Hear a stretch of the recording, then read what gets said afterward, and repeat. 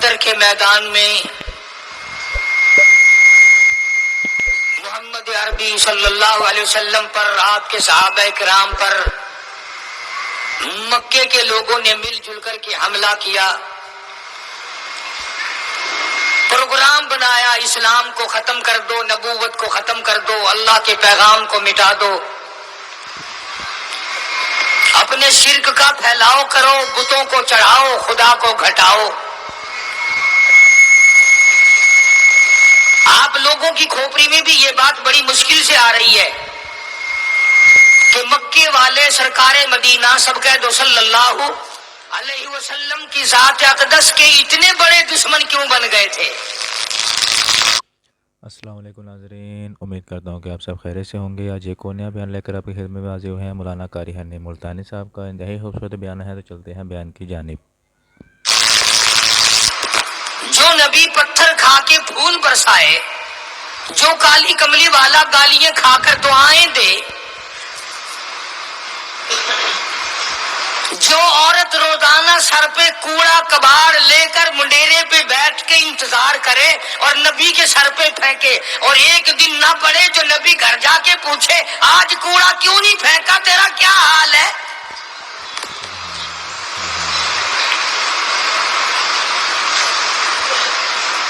اس نبی کا دشمن بننے کا تو کوئی سوال ہی پیدا نہیں ہوتا۔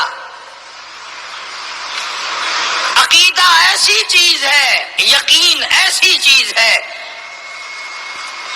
اور 1,24,000 انبیاء کرام نے، میں قسم کھاتا ہوں اس پروردگار کی جس کے قبضے میں تمہاری سب کی جان ہے، کہ انبیاء کرام نے گردنیں کٹا دی اسی بات پر کہ خدا ایک ہے، خدا ایک ہے، خدا ایک ہے،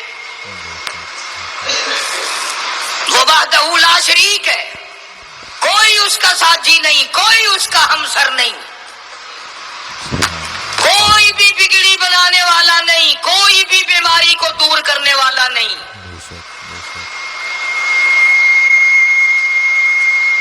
مکے والوں نے پروگرام بنایا، نبوت کی تحریک کو ختم کرو، اسلام کے مشن کو مٹا کے رکھو۔ چنانچہ بڑے بڑے سربراہان عرب، بہت بڑے بڑے سمجھدار قریش بہت بڑی جماعت کے ساتھ لے کر آئے، ہزاروں کے سوار تھے۔ ادھر اسلام کا حال اور مسلمانوں کا حال یہ ہے کہ سال نہیں گزرا ابھی لٹ کر پٹ کر مار کھا کر مدینے میں آئے۔ اللہ سب کو زیارت نصیب فرمائے۔ رمضان المبارک کا مہینہ 17واں روزہ، 17واں رمضان تھا، آج کا دن تھا۔ کئی لوگ تو روزہ نہیں رکھتے نا، مر جائیں گے، تباہ ہو جائیں گے، ہم نے اگر روزہ رکھا تو ہمارا ستیہ ناش ہو جائے گا، بیڑا غرق ہو جائے گا اگر ہم نے روزہ رکھ لیا۔ تو ٹھیک ہے، ان کا ذہن بھی صحیح ہے، ہم بھی تسلیم کرتے ہیں، خود اپنا بیڑا غرق کر رہے ہیں، کسی کا کیا بگاڑ رہے ہیں۔ بہرحال مدنی کریم صلی اللہ تعالی علیہ وسلم کی ذات اقدس نے مدینہ پاک میں اعلان کر دیا، لوگوں مکے والوں نے چڑھائی کر دی، کفار چڑھ کر آ گئے مسلمانوں پہ حملہ کرنے کے لیے۔ کیا پروگرام ہے؟ غریب مسلمان، نادار مسلمان، بے نوا مسلمان، بے کس بے بیچارے غریب مہاجر مسلمان، لٹ کر آنے والے مسلمان، انصار مدینے والے آنے والے لوگوں کی خدمت کر کر کے اور زیادہ غریب ہو گئے۔ وہ مسلمان نبی کی آواز سن کر جمع ہو گئے۔ اللہ کے نبی نے فرمایا، او لوگوں اب بتاؤ کیا کرنا چاہیے؟ مکے والوں نے چڑھائی کر دی۔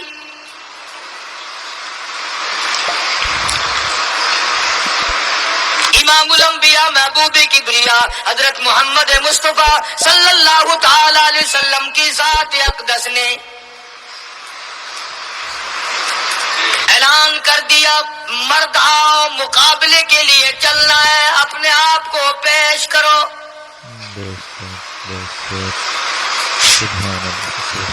آج ہم لوگ تو پھونک مار کر جنت میں جانا چاہتے ہیں، خرچ کچھ نہ ہو، تکلیف کچھ نہ ہو، جنت یوں ہی مل جائے۔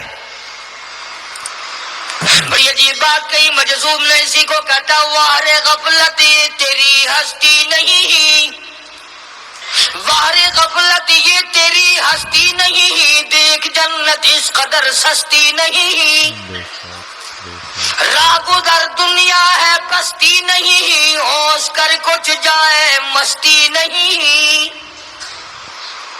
عقل کر کے چلو۔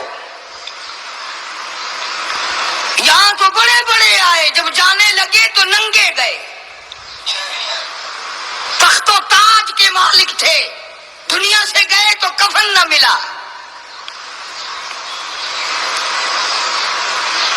بڑے بڑے ملکوں کے سربراہان مملکت دنیا سے گئے، بعد 4 تکبیر نماز جنازہ نہ ملی، قبر کا گڑھا نہ ملا۔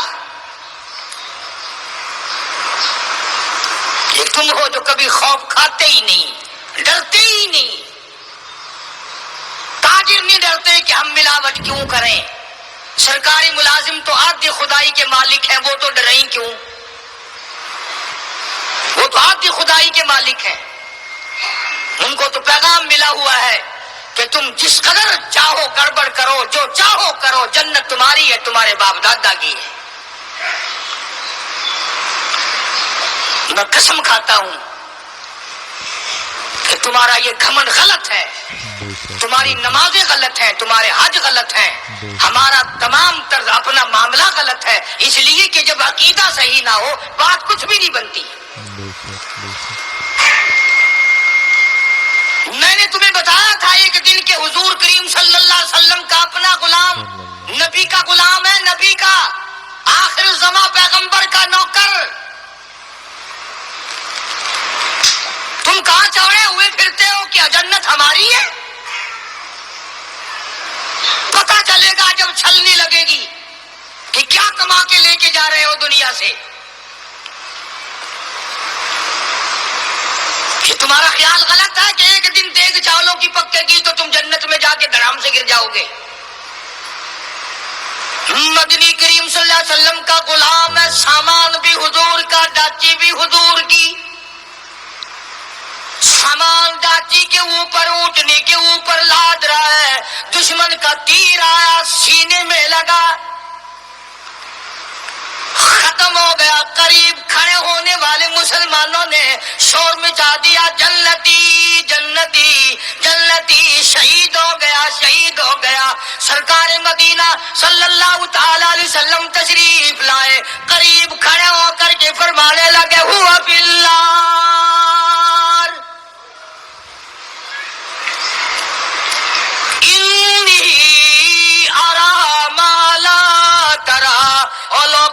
میں محمد الکریم صلی اللہ علیہ وسلم کی ذات اقدس کی آنکھیں دیکھ رہی ہیں، میں دیکھ رہا ہوں جنت میں نہیں دوزخ میں ہے۔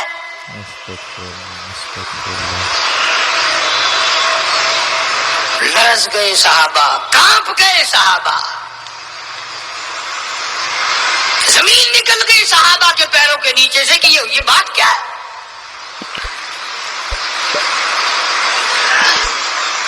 ارشاد فرمایا مدنی کریم صلی اللہ تعالی علیہ وسلم نے تمہیں پتا نہیں مال غنیمت میں سے بغیر تقسیم کیے ہوئے اس غلام نے ایک کمبل اٹھا لیا ہوگا، چادر اٹھا لی ہوگی۔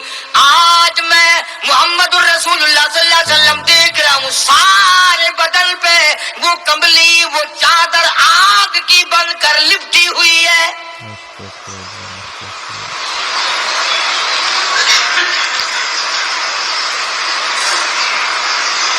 یہ صحابی اٹھا اور وہ یہ جو جوتے کے چپل میں تسمہ سا لگا ہوتا ہے یہ لایا، کہنے لگا جی میں نے بھی ایک دن دیر میں سے اٹھا کر یوں ہی جوتی میں ڈال لیے تھے اپنے، آپ لے لیں یہ واپس۔ فرمایا میں نہیں لیتا، یہ جہنم کے انگارے ہیں۔ توجہ کرو معاملات کی طرف، کسی کا مال نہ کھاؤ، کسی کو ناجائز نقصان نہ پہنچاؤ۔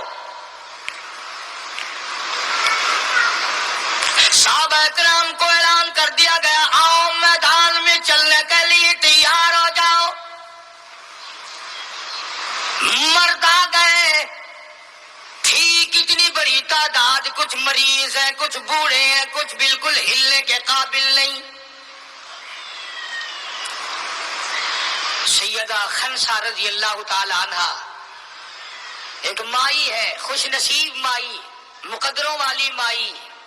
کوٹھیوں والی مائی تو بے شمار ہو سکتی ہیں، بنگلوں والی مائی بھی کافی ہو سکتی ہیں، خوبصورت اور حسین مائی بھی کافی ہو سکتی ہیں، پیسوں کی مالک بھی بڑی مائی مل سکتی ہیں، افسروں کی بیگمات بھی ہو سکتی ہیں، افسروں کی بیٹیاں اور